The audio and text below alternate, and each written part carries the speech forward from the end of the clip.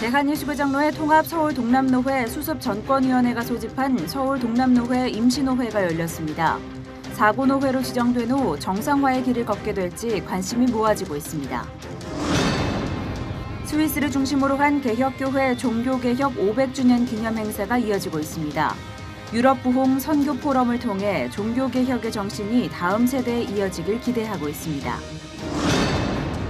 재개발되는 도시가 늘어나면서 지역에 속해 있는 교회에 피해 사례가 발생하고 있습니다.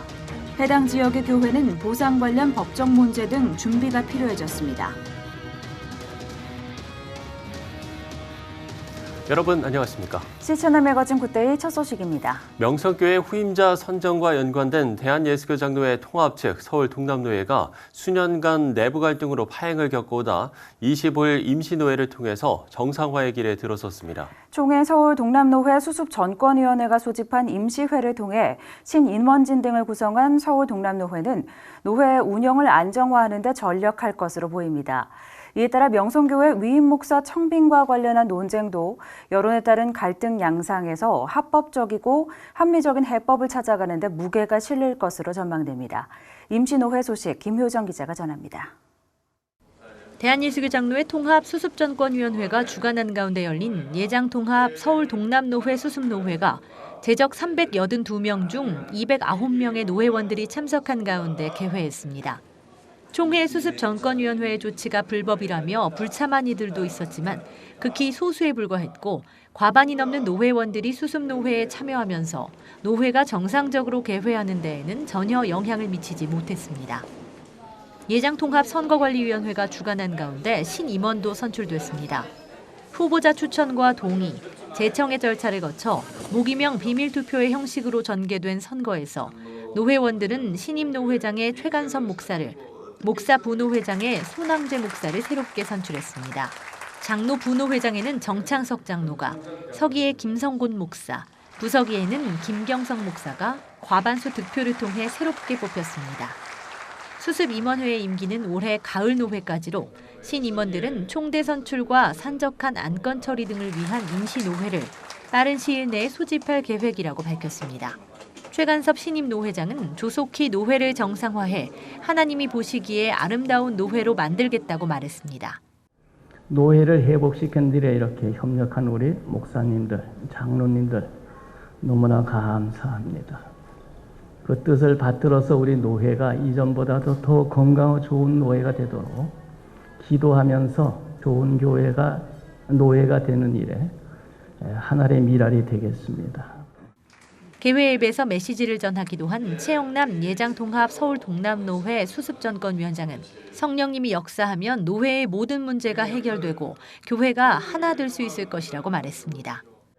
마귀를 웃게 하는 노예가 되지 말고 꼭 하나님을 크게 웃게 하는 그런 노예가 되기를 바랍니다. 우리는 어떠한 경우라도 절대 적이 아닙니다. 적이 아니고 아군입니다. 우리가 힘을 모으고 한 생명이라도 힘을 모으고 단결해야 될 때이지 우리끼리 싸울 때는 아닙니다. 어쩌든지 이 수습노예가 잘 건강한 노예로 회복되어서 온 사회가 나라가 주목하고 있는 이 일에 크게 박수받는 그런 노예가 되었으면 합니다.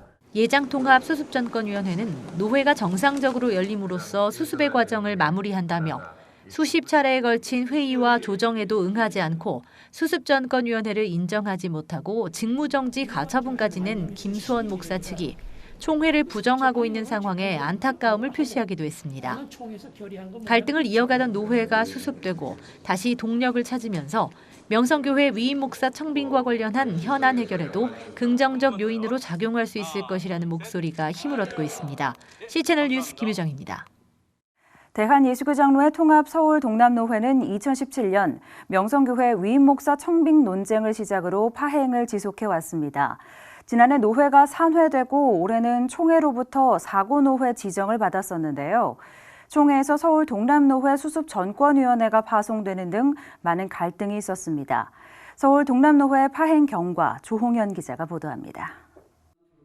서울 동남노회의 갈등은 2017년 당시 부노회장으로 당연직 헌의위원장 김수원 목사가 명성교회 위임 목사 청빙 관련 헌의안을 반려한 것으로부터 시작됐습니다. 명성교회 등 일부 노회원 측에서는 김수원 목사의 청빙안 반려에 대해 헌의위에서는 헌의안의 내용까지 심의해 반려할 권한이 없다고 지적해 직권 남용이라고 비판하면서 김 목사를 고소했고, 이를 기점으로 양측은 여러 차례 법적 공방을 벌였습니다. 서울 동남노회에서는 본래 목사 부노회장이 노회장직을 승계받도록 규칙을 정하고 있지만 제73회 정기노회에서 일부 회원들이 피소 상태에 있는 부노회장이 노회장직 승계를 받을 수 없다고 주장해 김수원 목사의 노회장 승계를 표결에 붙여 부결시켰습니다. 그리고 그 자리에서 신임 노회장의 최관선 목사, 부노회장의 김동훈 목사를 선출하고 김하나 목사를 명성교회 위임 목사로 허락했습니다. 김수원 목사 측은 제73회 정기노회 결과에 반발해 서울 동남노회 정상화를 위한 비상대책위원회를 구성했고, 명성교회 위임 목사 청빙에 대해 현재까지도 철회 촉구 활동을 벌이고 있습니다.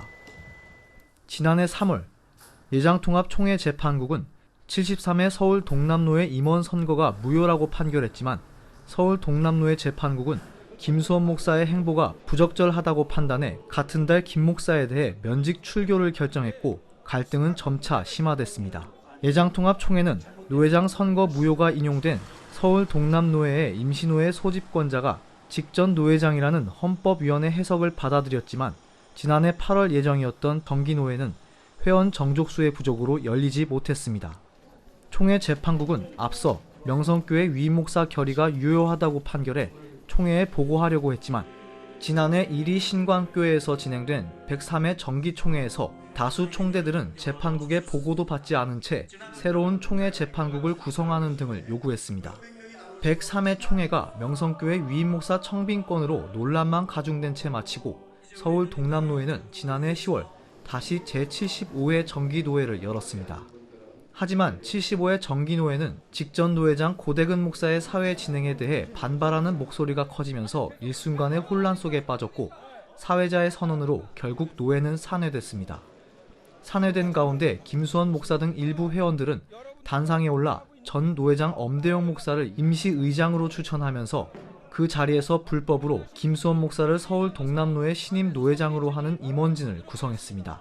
이에 대해 예장통합총회 임원회는 김수원 목사 등 신임원회를 인정하지 않겠다는 결정을 하고, 급기야는 올해 3월 서울 동남노회를 사고노회로 지정해 증경총회장 최영남 목사를 위원장으로 한 총회 서울 동남노회 수습전권위원회를 파송하기에 이르렀습니다.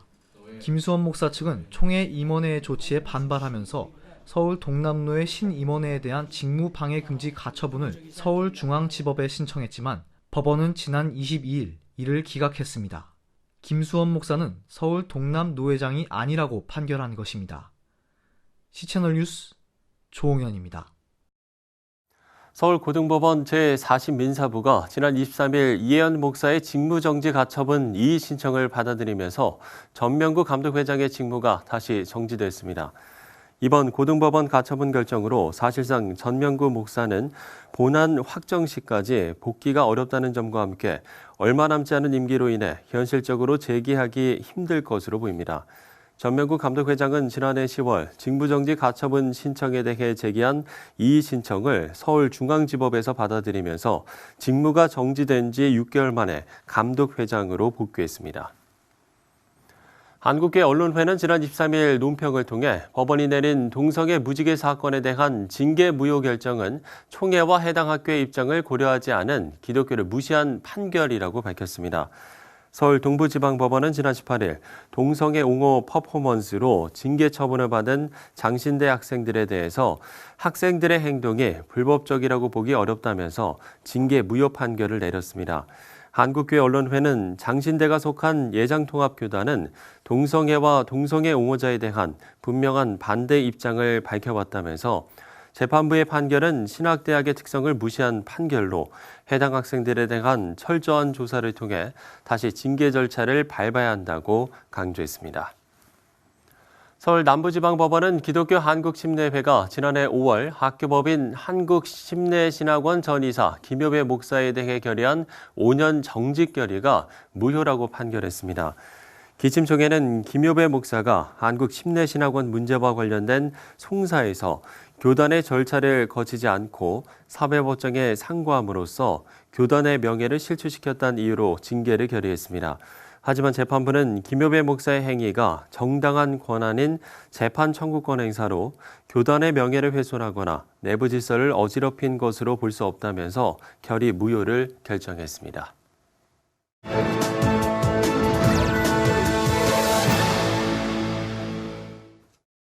2017년 종교개혁 500주년을 보냈고 올해는 개혁교회 종교개혁 500주년을 맞습니다. 네, 그래서 독일 현지에서는 다양한 행사들이 진행되고 있는데요. 독일 김현배 목사 전화 연결해서 관련 내용 들어보도록 하겠습니다. 자, 목사님, 이달에 개혁교회 종교개혁 관련 다양한 행사들이 열린다고요? 예, 그렇습니다. 개혁교회 종교개혁 500주년 기념대회와 제2의 다음 세대와 함께하는 유럽 부흥 선교 포럼이 베를린 비전교회에서 열리게 됩니다. 7월 27일에 열리는 개혁교회 종교개혁 500주년 기념대 일부 예배에서는 베를린 성교교회 한은선 목사가 설교하고 2부 강의에서는 베를린 훔볼트 대학교의 종교개혁사 교수 베커 박사와 백석대학교 역사신학 교수 주도홍 박사 그리고 제가 강의하게 됩니다.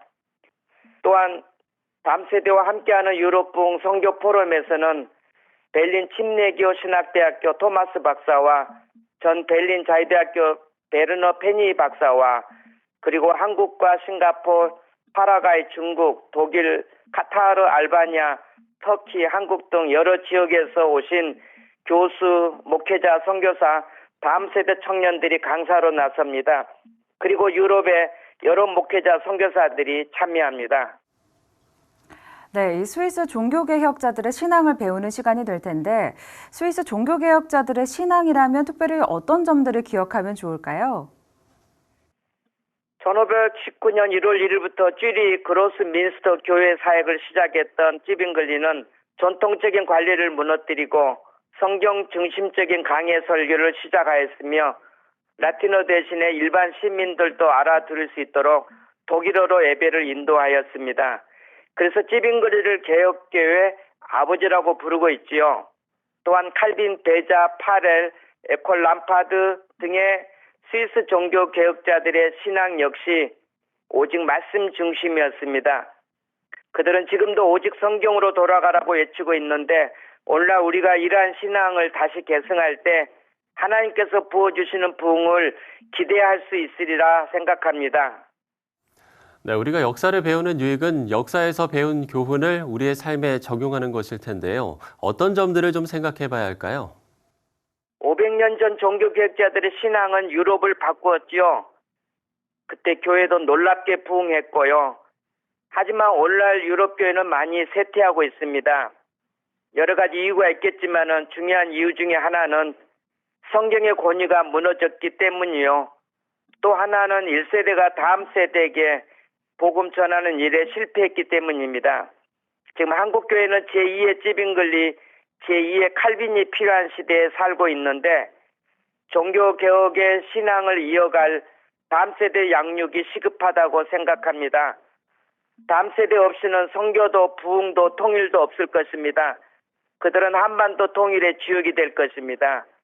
스위스 종교개혁자들의 오직 말씀 중심의 신앙을 이어갈 다음 세대 영적 리더들이 많이 양육되도록 기도해 주시기를 바랍니다. 네, 이 준비되어 있는 기념대회들이 잘 진행되길 바라고요.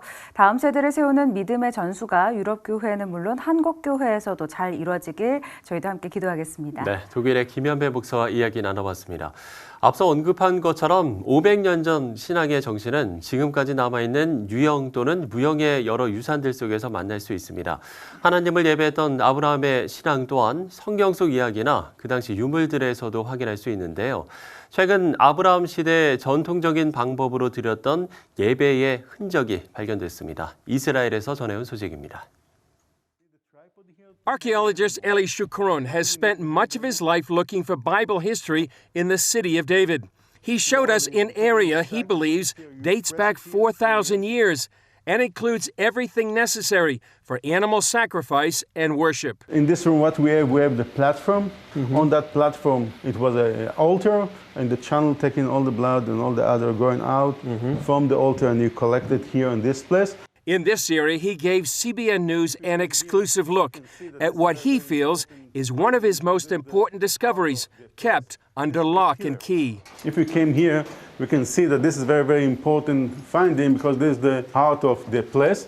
This is the pillar. Sukrun says this stone pillar is just like the one described in Genesis 28, when Jacob had a dream of a ladder reaching up to heaven in Bethel.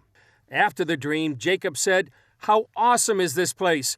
This is none other than the house of God, and this is the gate of heaven." Then Jacob rose early in the morning and took the stone that he had put at his head, set it up as a pillar, and poured oil on top of it. Shukron believes Melchizedek set this stone up in Jerusalem, just like Jacob did in Bethel. What I am saying, worshiping God the same way like Jacob, or Jacob worshiping God the same way like Melchizedek. Shukron believes at this spot, man began to worship one God. And this is the beginning of the monotheism, and because that is very, very special. We are in a very, very important place. Go back to Melchizedek, go back to Abraham time. Understand which way these people worshiping God in the beginning. Shukron says it contrasts with ancient worship in other places. If you go in that time to other places in the world, in Egypt or in Mesopotamia, you can see the temples with gold and idols and, I don't know, pillars. And here it's simple. The stone, animals sacrificed. The stone is the house of God, not gold and diamond. Everything is simple. This is what God wants us to be simple. It's fantastic. For what? What reason? To connect it with God. Shukron says the combination of the altar for sacrifice, the blood channel, the olive press for anointing oil, the place to tie up the sacrificial animals, where they divided the sacrifice, lead him to believe this was the place where Melchizedek met Abraham. Genesis 14 describes the meeting. Then Melchizedek, king of Salem, brought out bread and wine. He was the priest of God Most High. And he blessed him and said, "Blessed be Abram of God Most High, possessor of heaven and earth. And blessed be God Most High, who has delivered your enemies into your hand." And he gave him a tithe of all. He blessed Abraham with bread and wine. And Abraham gave him a tithe. Why Abraham gave him a tithe? Because he was worshiping God. A tradition and way of life that continues some 4,000 years later. What are you doing today? The Jewish, the Christian, we're blessing the bread and wine. Different way, but blessing bread and wine. And we anointed. What all that started? Here in the city of David, in the temple of Melchizedek. This is the place. Shukron says this area was closed to make room for another place of worship. They filled it, they closed it. Why? Because no more worshiping area. Let's go focus to Mount Moriah, to the temple that Solomon built on Mount Moriah. Shukron sees this area as monotheism's ground zero, predating the temples of Solomon and Herod on the Temple Mount by hundreds of years. Because this is the beginning of the mountain, so Temple Zero. Then we have second temple and first temple, Mount Moriah, but this is Temple Zero. This is the beginning of the monotheism here, with Melchizedek as the high priest. This area is still being excavated, and one day the public should be able to see for themselves where mankind began to worship one God. Chris Mitchell, CBN News, the City of David, Jerusalem.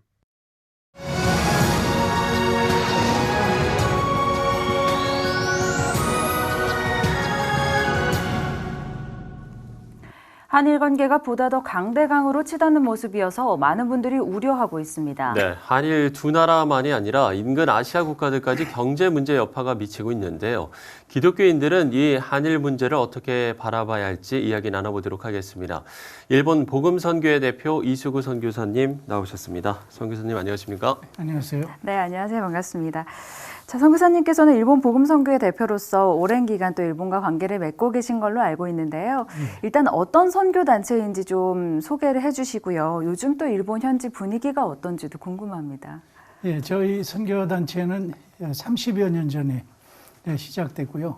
네. 또 일본 현지에 있어서 교회를 개척하면서 일본 교회와 함께 협력하는 그러면서 주님의 교회를 세우는 단체입니다. 네. 최근에 일본과의 갈등으로 인해서 정부 간의 이런 여러 가지 갈등이긴 하지만은 사실 그리스도인들도 많이 불안해하는 것 같아요. 네.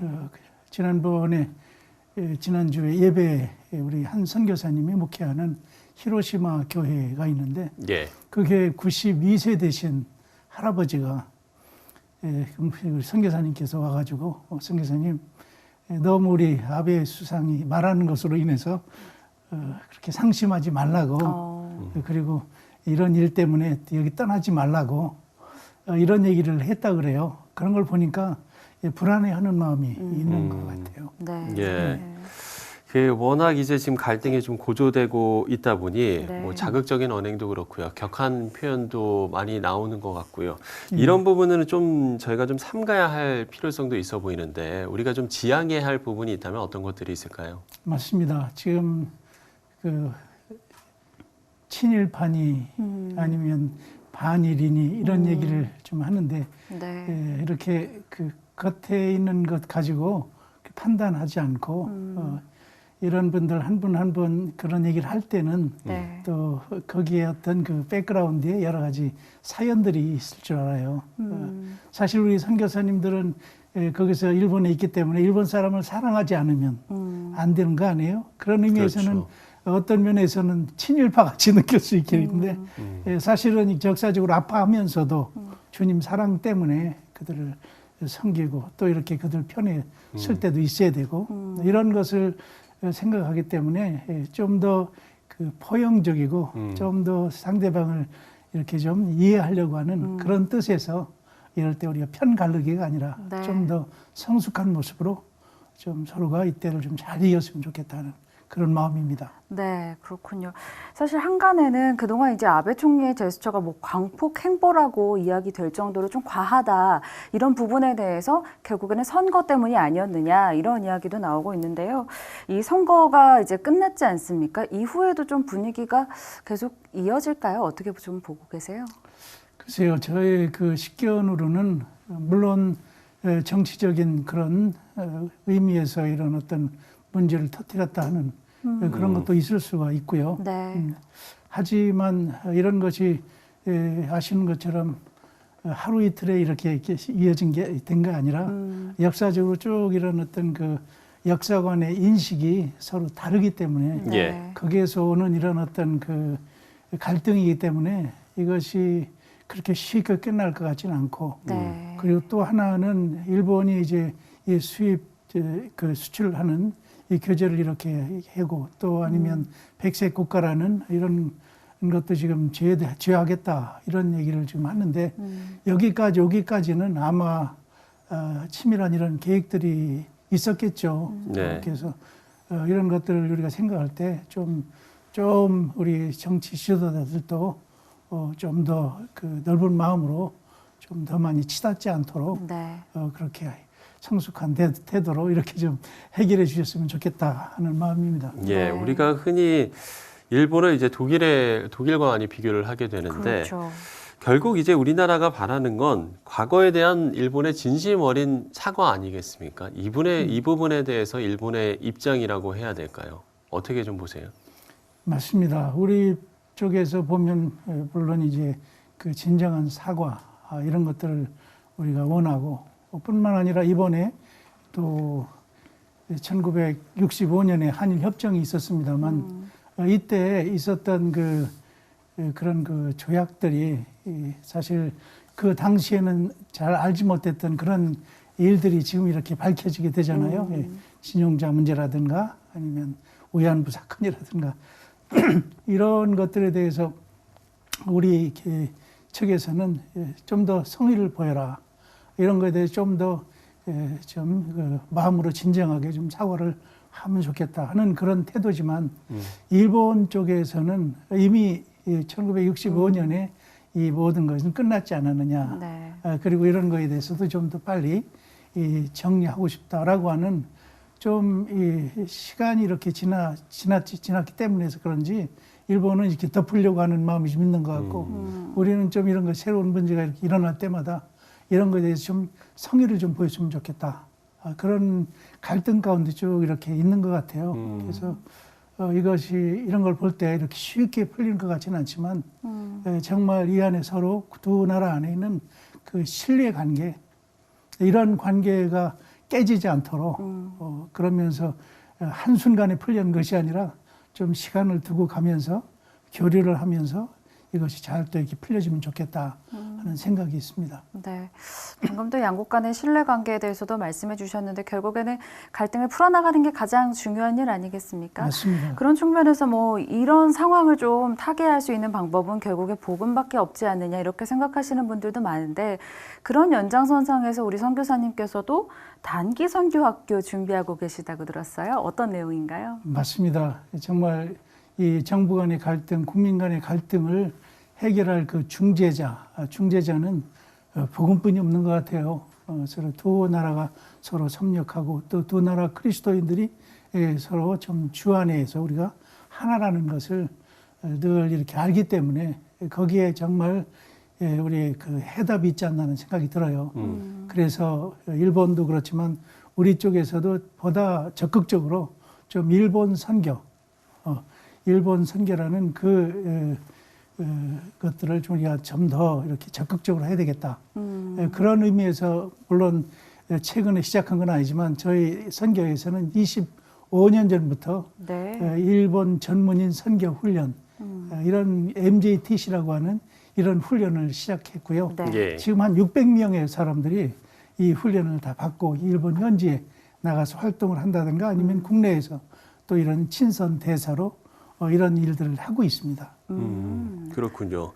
그러면 지금 현재 일본의 좀 기독교 상황은 어떻습니까? 네. 복음화율이 1%라고 하던데 이게 맞습니까? 맞습니다. 일본 인구가 1억 2,600만인데 그 중에서 그리스도인이 한 50만 정도뿐이 안 되거든요. 네. 그렇다면 프로테이지를 보면 0.44% 정말 적네요. 정말 뭐 미전도 정도과 같은 그런 지금 현실이 아닌가 싶습니다.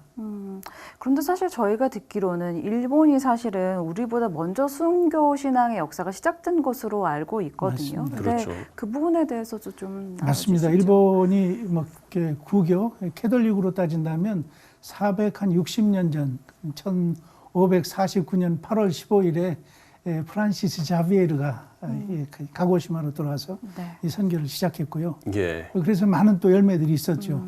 그리고 후에 개신교가 들어온 것은 1859년 네. 9월에 해분 선교사라든가 이런 사람들이 중심으로 들어왔기 때문에 일본은 벌써 160년이 됐기 때문에 우리나라보다 한 30년 먼저 네. 복음이 들어왔죠. 네. 그리고 또 이렇게 참 감사한 것은 이 복음을 들어왔을 때 사실은 우리나라에 그 김옥균 사절단이 있지 않습니까? 그 사절단 속에 이수정이라는 분이 있었어요. 네. 그래서 이분이 1882년에 일본을 가게 되는데 거기에서 이 일본에 온 서양 선교사님을 통해서 구원을 받은 추다상이라는 분이 있었는데 이 사람이 지금으로 말하면 농수산부 쪽에서 네. 일하시는 분이었던 것 같아요. 그 관리를 통해서 이수정이 복음을 듣게 되고 그리고 그 다음에 세례를 받고 네. 그리고 참 머리가 좋았던 것 같아요 이수정 씨가. 네. 그래서 그때부터 마가복음을 번역하기 시작해서 네. 1년 만에. 그래서 우리 아펜젤레오 선교사님과 또 우리 언더우드 선교사님이 1885년인가요? 짐을 보러 들어올 때 바로 이수정 씨가 그 번역한 마가복음을 들고 들어왔어요. 이런 걸 볼 때 일본은 우리의 선교의 기주국 같은 역할을 했죠, 사실. 네. 예. 말씀해 주신 대로 그런 역사가 있음에도 불구하고 지금 이렇게 일본이 복음화율이 낮은 좀 저조한 이유는 뭘까요, 그러면?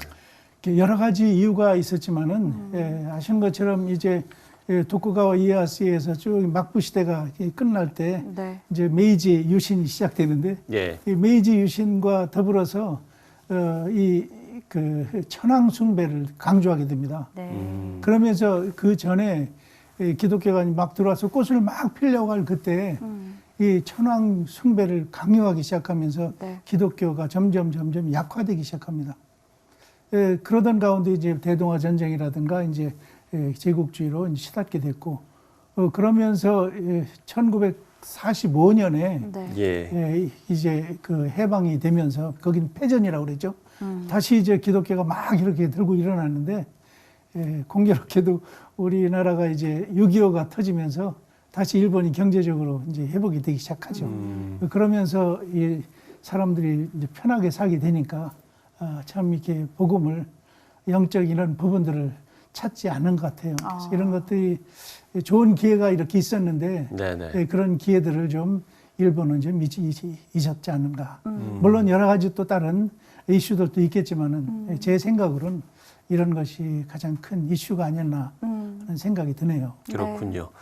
자, 이렇게 기독교의 역사, 또 일본의 기독교의 역사와 현실까지 저희가 짚어봤습니다. 네.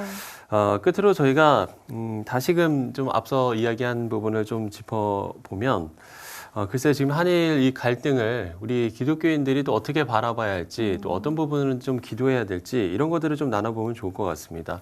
좀 어떻게 좀 우리가 대응할 수 있을까요?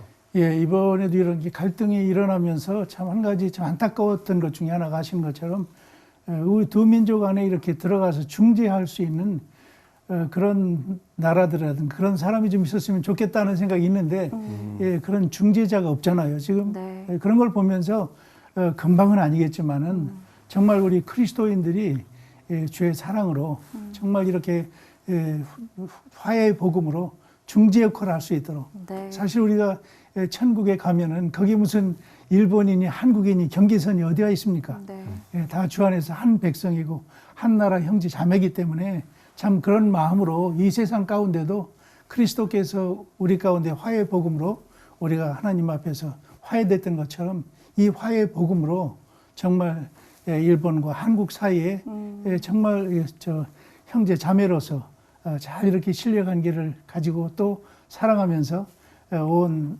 아시아와 그리고 세계에 공헌할 수 있는 그런 민족의 공동체로 가면 좋겠다. 그런 것이 제 조그만 바람이기도 합니다. 네, 좋습니다. 말씀해 주신 것처럼 이 화해의 복음을 통해서 양국의 좀 갈등 문제도 좀 풀리고 그리고 양국 간의 좀 신뢰도 좀 구축될 수 있기를 저희도 함께 기도하도록 하겠습니다. 그렇습니다. 네, 오늘 일본 복음선교회 이수구 선교사와 이야기 나눠봤습니다. 오늘 말씀 고맙습니다. 감사합니다. 네, 감사합니다. 네.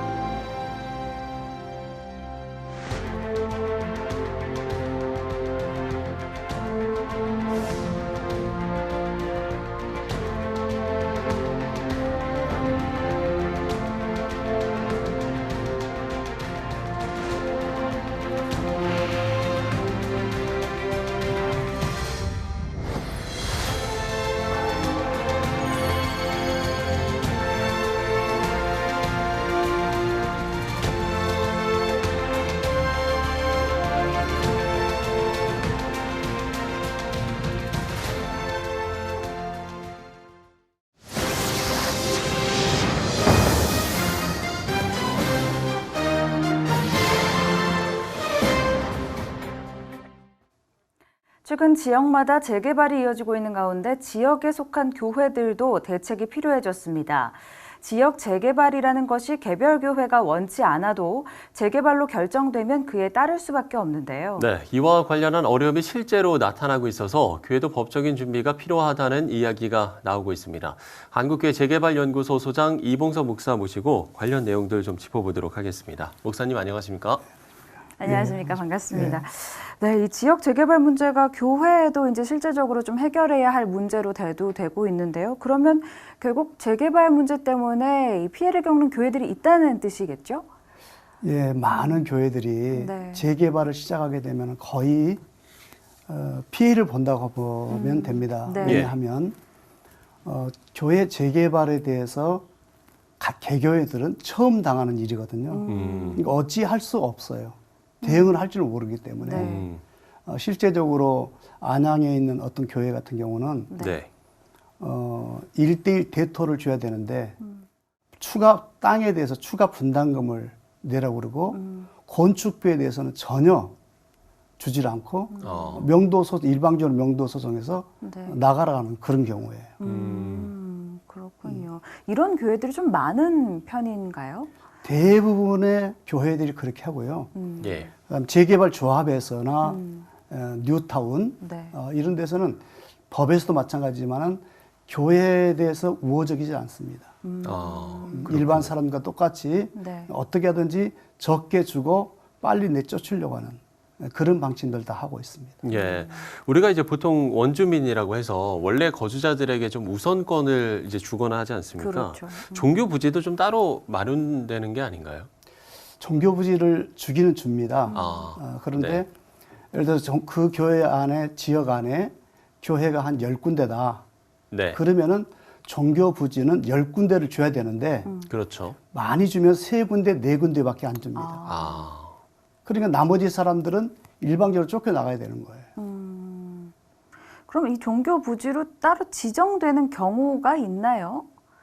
그러니까 따로 지정되는 그런 경우는 예. 예를 들면은 그러니까 작은 아까 말씀드린 것처럼 교회 어떤 그 종교 부지를 전부 다 주는 게 아니고 숫자를 작게 준다고 네. 그랬잖아요. 네. 그러면은 네. 교회에서 일단은 종교 부지를 많이 확보해야 되는데 그렇게 하려고 그러면은 연합으로 같이 해가지고 한 군데라도 종교 부지를 더 달라는 네. 그런 대책이 필요합니다. 예.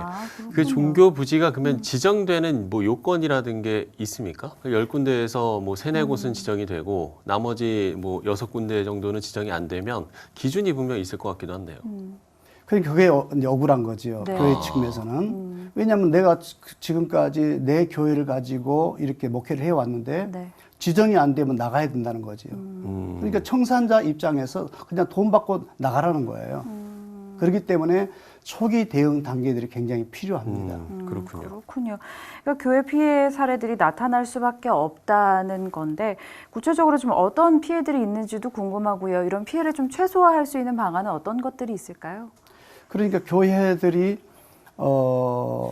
재개발을 하게 되면은 거의가 다 명도 소송 과정에서 일반 청산자들이 쫓겨나가는 것처럼 네. 교회도 그런 상황이 됩니다. 네. 그렇기 때문에 교회들이 피해 사례를 줄이려면은 네. 초기부터 대응을 잘 해야 되는데 대부분의 목사님들 교회들이 초기 대응을 어떻게 해야 될지를 모릅니다. 예를 들면은 재개발을 하게 되면은 추진위원 단계가 있어요. 그리고 추진위원 단계가 지나고 나면은 그다음에 조합 설립 인가가 나고 그다음에 사업 시행 인가 등등 과정이 있는데 네. 그 과정에 교회들이 어떻게 해야만이 내가 유리한지 잘 모르고 좋은 기회를 놓치다 보니까 나중에 때를 놓치다 보니까 피해가 더 커질 수밖에 없는 거죠. 네. 대부분 좀 피해를 보는 교회들이 소형 교회들이 좀 이런 피해 사례들이 좀 많이 발생하는 것 같습니다. 네, 어떤가요? 그렇습니다. 실제로 그렇습니까? 네, 그렇습니다. 근데 실제로는 소형 교회뿐만이 아니라 대형 교회도 마찬가지입니다. 소형 교회 대형 교회 같은 경우는 중형 교회나 대형 교회는 성도들이 그 숫자가 있기 때문에 예를 들어서 적은 보상을 받아도 힘을 모아서는 교회를 할 수 있습니다. 예. 다시 세울 수 있지만은 50명 미만의 그 소형 교회들은 거기에서 어렵게 교회를 이렇게 세웠는데 청산금 그냥 감정 가격만 가지고 나가라고 그러면은 일반적으로 감정 가격은 실거래 가격의 반 정도밖에 안 됩니다. 예. 그걸 가지고 쫓겨나가야 되니까 네. 낙후된 곳에서 감정 가격도 낮게 책정된 가운데서 감정 가격만 가지고 나가게 되면은 더 낙후된 쪽으로 또 쫓겨날 수밖에 없고 그걸 가지고는 교회를 지을 수 없고 결론은 상가 임대라든지 뭐 전세나 월세 이렇게 갈 수밖에 없기 때문에 예. 교회 존립 자체가 위협당할 수도 있습니다. 그렇겠네요. 그렇군요. 근데 사실 아까 초기 대응이 중요하다라는 말씀도 하셨는데 사실 목사님들이 이런 법적인 부분에 대해서 잘 모르고 계시잖아요. 네, 그것 그렇습니다. 때문에 피해를 보는 사례들도 있을 것 같은데 어떤 사례들이 좀 있었을까요? 실질적으로 제가 아는 교회 목사님이 안양에 계시는데 예. 그 목사님은 초기에 추진위원부터 적극적으로 참여해가지고 그 지역의 선거조합의 선거관리위원장을 맡았어요. 그러니까 조합 임원들하고 계속 같이 지내면서 목사님 걱정하지 마세요. 우리가 건물도 잘 지어드릴게요. 이렇게 얘기를 했는데 작년에 그 교회는 명도소송이 이미 끝나버렸어요. 그러니까 지금 거기 조합에서 책정된 감정 가격만 받고 지금 쫓겨날 그런 입장에 있는 거예요. 그렇군요. 이건 좀 다른 이야기일 수도 있는데요. 우리가 이제 보통 지역에서도 보면 재개발을 원하는 사람이 있고 원치 않는 사람이 있지 않습니까? 네. 교회 내에서도 이런 좀 재개발로 인해서 교회 내에 갈등은 없습니까? 그런 경우들이 많습니다. 왜냐하면 그 지역 그 안에서는 교인들 중에서 재개발을 조합 측에서 원하는 사람도 있고 네. 또 반대하는 반대파가 있습니다. 그렇기 때문에 교회가 어정쩡하다가 그러니까 그것 때문에 잘못 대처해가지고 교회가 교인들이 떠나가는 숫자가 있기도 하고 그 다음에 또 어떤 사례가 있냐면은 그러니까 그러면은 이러지도 못하고 저러지도 못하고 조합에서는 교회에서는 조합에다가 단계별로 대응을 해야 되는데 네. 하지 못하고 있다가 그 교회가 예를 들어서 저쪽에 광명시 거기에 있는 교회 같은 경우는 교회 사거리 좋은 위치에 교회가 있었어요. 예. 그런데 교회 분쟁 때문에 우린 적극도 나서면 안 되겠다 이렇게 판단하다가 나중에 알고 보니까 저 구석지에 교회가 부지가 선정이 되는 거예요. 또 어떤 교회 같은 경우 중량구에 실제 거기는 한 1,000명 정도 출석하는 교회인데 예. 이렇게 양분화됐었어요. 그 서로 양분화되다 보니까 초기 대응을 잘못하다 보니까 분양 신청을 놓쳐가지고 종교 부지조차도 받지 못하는 그런 기가 막힌 일이 벌어지는 거예요. 그렇군요. 그렇군요. 이 말씀해 주시는 이야기를 쭉 듣다 보니까 정말 이 재개발로 인해서 교회가 실질적인 피해를 보는 일이 생각보다 많고 그렇기 때문에 잘 좀 준비를 해서 대응을 해야겠다라는 생각이 드는데 그렇습니다. 무엇보다 전문가들의 도움을 받는 게 가장 중요할 것 같고요. 이제 일단은 재개발 지역으로 지정이 됐다. 그렇다면 교회 입장에서는 어떤 준비들을 좀 해야 될까요? 그렇습니다. 그럴 때는 교회에서 사실 전문가들의 조언이 절대적으로 필요합니다. 예. 그래서 단계별로 대처를 잘 하고 그 다음에 마지막 단계에 가서는 교회는 명도 소송에서 거기다 판결이 됩니다. 네. 어느 교회, 어느 재개발이든지 어느 교회도 마찬가지고 그렇기 때문에 명도 소송 가가지고 유리한 우리가 고지를 점령하기 위해서는 초기 단계부터 대응을 잘 해야 된다는 거죠. 근데 재개발을 보니까 어떻게 보면 피해 사례가 많지만 또는 이걸 대응을 잘하게 되면은 교회가 한 단계 성장할 수 있는 그런 좋은 기회가 되기도 합니다. 그러나 이걸 대처를 잘못하게 되면은 교회가 더 어려움으로 빠져들게 되는 것이죠. 예, 말씀처럼 좀 대처를 잘못하게 되면 교회가 큰 어려움을 겪을 수 있기 때문에 우리가 좀 이 부분에 대해서도 좀 주의 깊고 또 관심 있게 좀 지켜봐야 될 것 같습니다. 그렇습니다. 네, 한국교회 재개발연구소 소장 이봉섭 목사와 이야기 나눠봤습니다. 오늘 말씀 고맙습니다. 네. 감사합니다. 네, 감사합니다. 서울 동남노회 수습전권위원회가 소집한 서울 동남노회 임시노회가 열렸습니다. 서울고등법원 제40민사부가 지난 23일 이혜연 목사의 직무정지 가처분 이의 신청을 받아들이면서 전명구 감독회장의 직무가 다시 정지됐습니다. 한국교회 언론회가 법원이 내린 동성애 무지개 사건에 대한 징계 무효 결정은 총회와 해당 학교의 입장을 고려하지 않은 기독교를 무시한 판결이라고 밝혔습니다. 재개발되는 도시가 늘어나면서 해당 지역의 교회도 보상 관련 법적 문제 등 준비가 필요해졌습니다.